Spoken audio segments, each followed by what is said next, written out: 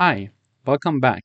In today's video, we're going to talk about handling invalid input. So we would like to write a program that asks the user for an integer and handles value error if they enter a non-integer.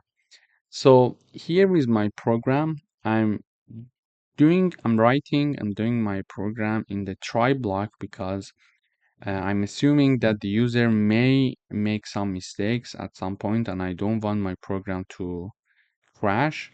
Therefore, I am writing it in the try block.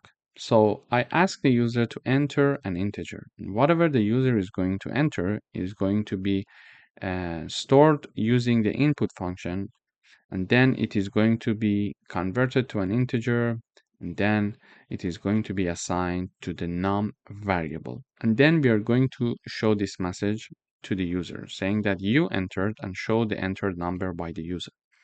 However, if the user is going to enter anything but an integer, we are going to have a value error, and this error is caught by value error using the try except block. And then we are going to show this message in the output. Print error, invalid input, please enter a number. So the compiler understands that we had to enter an integer because we are using the integer keyword, but we are not entering an integer. Therefore, it understands that it's a value error. Okay, so when we have the value error keyword here, it is going to say, okay, yes, the user is making the value error and the programmer has used the try except block. Therefore, I can throw an exception and show this message in the output.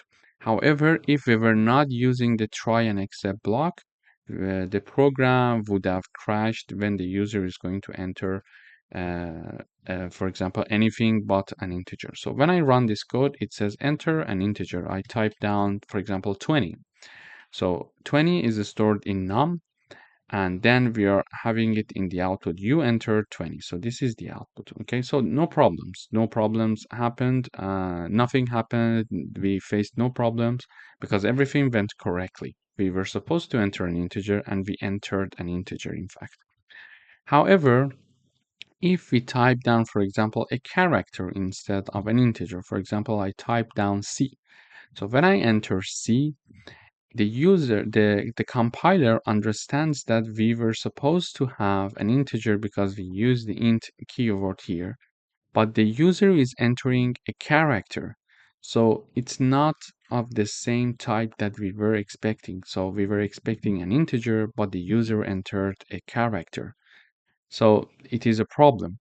Therefore, the compiler understands that it's a value error. So, and we are having the value error keyword in the try except block. So the compiler says, okay, we are having the value error try except block. Therefore, let me throw an exception. And this exception is caught using the except keyword and then the value error. And then this message therefore is shown in the output. Invalid input, please enter a number. However, if I was not using the try and except keyword, we were just having the program being crashed as we showed in the previous videos.